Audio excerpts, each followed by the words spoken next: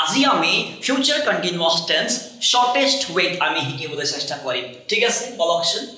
action will be going on in future মানে হল ভৱিষ্যতে কিবা এটা কাম হৈ থাকিব চলি থাকিব বুজাবলৈ এতিয়া এই কথাখা মন দিব কওঁতে বা লিখোতে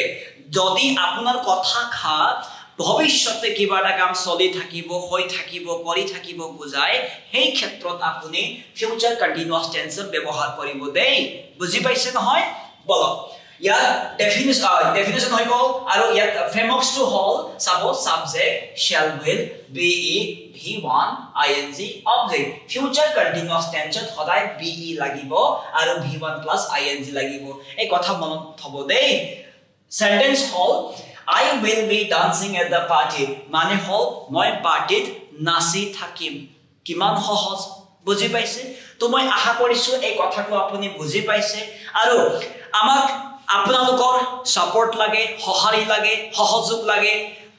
ভিডিওখন সাবস্ক্ৰাইব কৰিব ফলো কৰিব আৰু শেয়াৰ কৰিবলৈ নাপাহৰিব ধন্যবাদ